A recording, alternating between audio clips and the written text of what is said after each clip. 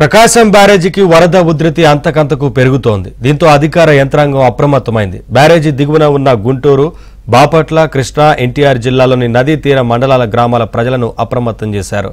విజయవాడలో కృష్ణా నదీ తీరాన రిటైనింగ్ వాల్ ఉండటంతో అటువైపు వరద ఉధృతి ప్రభావం లేకపోయినప్పటికీ యనమల కుదురు నుంచి అవనిగడ్డ వరకు ఉన్న నదీ తీర గ్రామాలలో వరద నీరు ప్రవేశించింది.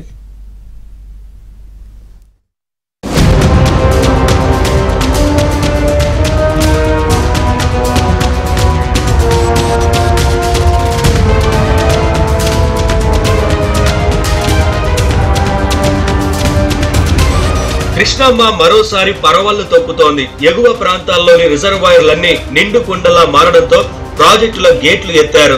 శ్రీశైలం, నాగార్జున సాగర్, పులిచింతల గేట్లు పూర్తిగా ఎత్తి పైనుంచి వస్తున్న వరద నీటిని కిందకు విడుదల చేశారు. దీంతో ప్రకాశం బ్యారేజీకి వరద ఉధృతి గంట గంటకు పెరుగుతోంది.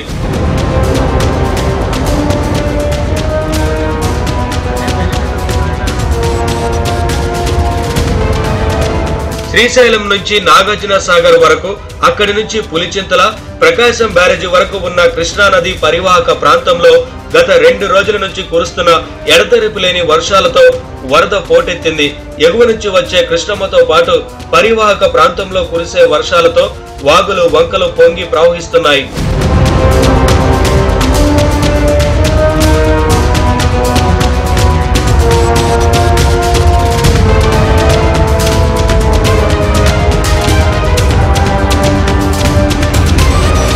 ప్రకాశం బ్యారేజీకి మరోవైపున కృష్ణా జిల్లా జగ్గేపేట, నందిగామ ప్రాంతాల్లోని కీసర, మున్నేరు, కట్టలేరు, వైరా వంటి వాగులు పొంగి ప్రవహిస్తున్నాయి. ఈ నీరు కూడా బ్యారేజీకి వచ్చి చేరుతోంది. దీంతో ఆదివారం సాయంత్రానికే 9 లక్షల క్యూసెక్కుల వరద ప్రవాహం చేరుకుంది. బ్యారేజీకి దిగువన నదీ తీర గ్రామాల ప్రజలను పూర్తిగా అప్రమత్తం చేశామన్నారు సీఎం చంద్రబాబు.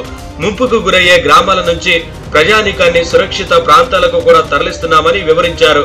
వారందరినీ కూడా పునరావాస శిబిరాల్లో ఉంచి సహాయక చర్యలు చేపట్టామన్నారు ముఖ్యమంత్రి చంద్రబాబు. ఈ బాధ్యత కలిగిన ప్రభుత్వం ప్రతి ఒక్క ఇష్యూను కూడా సున్నితంగా తీసుకుంటాం, సెన్సిటివ్ గా తీసుకుంటాం, అట్మోస్ట్ కేర్ తో హ్యాండిల్ చేస్తాం. మళ్ళీ నార్మల్సీ వచ్చే వరకు అన్ని జాగ్రత్తలు తీసుకుంటాం. సూపర్ సైక్లోన్ మొదలుకొని, ఉదూద్ మొదలుకొని, తిత్లీ మొదలుకొని ఏ సైక్లోన్ వచ్చినా దాన్ని చాలా సమర్థవంతంగా హ్యాండిల్ చేశాం. ఈ తుఫాను కూడా అదే మరి హ్యాండిల్ చేస్తాం. భవిష్యత్తుకు కూడా ఒక డాక్యుమెంటేషన్ తయారు చేసుకొని ముందుకు పోతాం. 14,000 సీసీటీవీ కెమెరాలు పెట్టాం. ఆ సీసీటీవీ కెమెరాల ద్వారా కూడా ఇన్ఫర్మేషన్ కలెక్ట్ చేస్తున్నాం. ఎక్కడైతే రోడ్డు మీద నీళ్లు నిలిచాయో అవన్నీ కూడా తెప్పించి అవన్నీ కూడా పంపించి యాక్షన్ తీసుకుంటున్నాం. ఇంకొక పక్కన డ్రోన్స్ కూడా పంపించి ఎక్కడెక్కడ ముంపుకు గురైన ప్రాంతాలు కానీ లేకుంటే పంట కానీ అవి కూడా తీసుకొస్తున్నాం. ఇవన్నీ ఎంతవరకు పనిచేస్తాయో మనుషులు ఎన్యూమరేట్ చేయడం, టెక్నాలజీ సపోర్ట్ తీసుకోవడం, ఇంకా బెటర్ ప్రొడక్టివిటీ, బెటర్ అంటే టైం మేనేజ్మెంట్ అండ్ క్వాలిటీ పెంచి ఎక్కడికక్కడ న్యాయం చేసే ప్రయత్నాలు చేస్తాం. ప్రకాశం బ్యారేజీకి దిగువ భాగాన కనకదుర్గమ్మ వారధి నుంచి యనమల కుదురు వరకు రిటైనింగ్ వాల్ నిర్మించడంతో విజయవాడలోని పలు ప్రాంతాలు నీట మునగలేదు. అయితే యనమల కుదురు నుంచి దిగువన ఉన్న తోట్ల వల్లూరు, అవనిగడ్డ, నాగాయలంక, కోడూరు వంటి సముద్ర తీర మండలాల ప్రజలు అప్రమత్తంగా ఉండాలని అధికార యంత్రాంగం హెచ్చరించింది. ఇళ్లలోకి నీరు చేరిన వారందరినీ పునరావాస శిబిరాలకు తరలించి సదుపాయాలు కల్పిస్తున్నట్లు అధికారులు తెలిపారు. వరద ఉధృతి పెరిగే కొద్దీ నదీ తీరంలో ఉన్న గ్రామాలలో మరింత వరద నీరు ప్రవేశించి పొలాల్లో, గ్రామాల్లోకి చేరుకుంటుందని, అందువల్ల ప్రజలు అప్రమత్తంగా ఉండాలని అధికారులు హెచ్చరించారు.